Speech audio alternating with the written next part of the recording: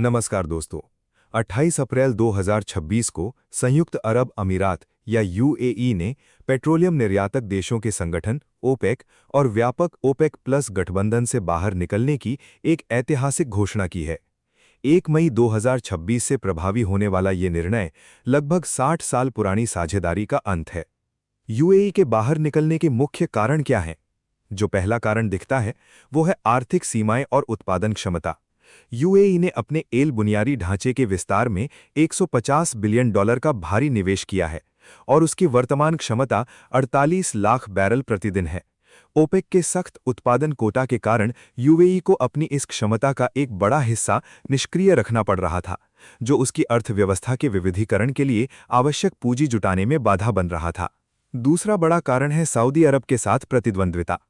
ऐतिहासिक रूप से सहयोगी होने के बावजूद हाल के वर्षों में यूएई और सऊदी अरब के बीच क्षेत्रीय राजनीतिक और आर्थिक वर्चस्व को लेकर प्रतिस्पर्धा बढ़ी है। यमन युद्ध और निवेश रणनीतियों पर मतभेदों के कारण यूएई को ओपेक की संरचना, जो सऊदी अरब से प्रभावित है, अपनी महत्वाकांक्षाओं के लिए एक बाधा लगने लगी थी।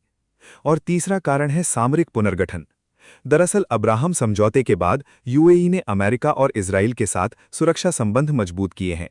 ईरान, जो ओपेक का संस्थापक सदस्य है, के साथ चल रहे क्षेत्रीय संघर्ष के बीच तेहरान के साथ एक ही मंच साझा करना यूएई के लिए कूटनीतिक रूप से कठिन हो गया था। इस निर्णय का वैश्विक और क्षेत्रीय प्रभाव क्या होगा? पहला प्रभाव होगा कि ओपेक की शक्ति में गिरावट आएगी। यूएई जैसे प्रभावशाली सदस्य का जाना ओपेक की बाजार शक्ति और विश्वसनीयता के लिए एक विनाशकारी झटका माना जा रहा है। ये ओपेक के निर्विवाद प्रभुत्व के अंत की शुरुआत हो सकती है। दूसरा ये होगा कि मूल्य युद्ध की संभावना को हवा मिलेगी। कोटे से मुक्त होने के बाद यूएई द्वारा तेल उत्पादन बढ़ाने से वैश्विक बाजार में आपूर्ति की बाढ़ आ सकती है, जिससे तेल की कीमतों में भारी गिरावट आ सकती है और उत्पादकों के बीच प्रतिस्पर्धात्मक मूल्य युद्ध छिड़ सकता है। भारत के लिए इसका क्या मतलब है? भारत जैसे तेल आयातक देशों के लिए ये बदलाव अत्यंत अनुकूल है। कच्चे तेल की कीमतों में गिरावट से भारत में मुद्रास्फीति यानी महंगाई कम होगी और आयात बिल में कमी आएगी, जिससे अर्थव्यवस्था मजबूत होगी।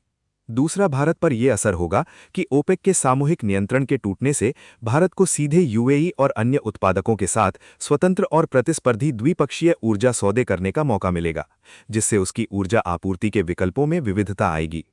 आज के लिए इतना ही। धन्यवाद।